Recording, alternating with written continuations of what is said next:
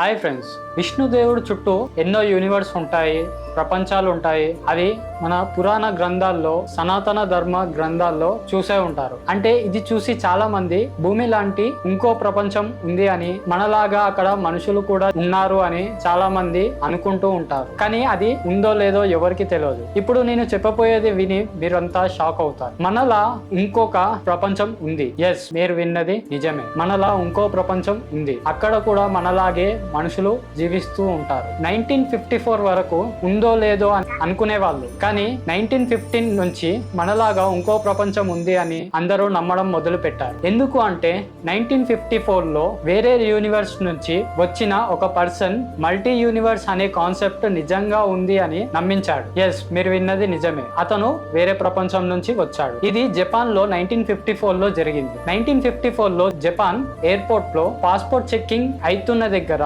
ఒక పర్సన్ వచ్చి ఆ పర్సన్ ఒక పాస్పోర్ట్ చూపించాడు. ఆ పాస్పోర్ట్ మీద యునైటెడ్ స్టేట్స్ ఆఫ్ టెర్రర్ అని ఉంది. అయితే యునైటెడ్ స్టేట్స్ ఆఫ్ టెర్రర్ అనే కంట్రీ అసలు మన వరల్డ్ మ్యాప్ లో ఎక్కడా లేదు. యునైటెడ్ స్టేట్స్ ఆఫ్ టెర్రర్ అనే పేరుతో ఎలాంటి కంట్రీ లేదు కదా అని ఆ పర్సన్ ని అడిగితే, టెర్రర్ కంట్రీ 1576 ఇయర్స్ ఓల్డ్ నుండి ఉంది కదా అని చెప్పాడు. వెంటనే పోలీస్ ఆఫీసర్స్ కి డౌట్ వచ్చి ఆ పర్సన్ ని అరెస్ట్ చేసి హై సెక్యూరిటీతో కాపలా కాశారు. బట్ ఆ పర్సన్ కొద్దిసేపటి తర్వాత అక్కడి నుంచి మాయమైపోయాడు. అప్పుడు జపాన్ ఎక్స్పర్ట్స్ చెప్పిన విషయం ఏంటిది అంటే, ఆ పర్సన్ వేరే యూనివర్స్ నుండి వచ్చిండు అని, అయితే మల్టీ యూనివర్స్ కాన్సెప్ట్ అనేది నిజంగానే ఉంది అని చెప్పారు. మన పురాణాలలో ఎప్పుడో చెప్పారు. శ్రీ మహావిష్ణువు చాలా యూనివర్స్ లో ఉన్నట్లు గ్రంథాల్లో కూడా ఉంది. మల్టీ యూనివర్స్ అనే కాన్సెప్ట్ ఈ ఇన్సిడెంట్ జరిగే వరకు ఎవరూ నమ్మలేదు. బట్ మన సనాతన ధర్మంలో మల్టీ యూనివర్స్ అనే కాన్సెప్ట్ ఎప్పుడో రాశారు. ఈ ఇన్ఫర్మేషన్ నచ్చితే మీ ఫ్రెండ్స్ అండ్ ఫ్యామిలీ మెంబర్స్ కి షేర్ చేయండి. Thank you.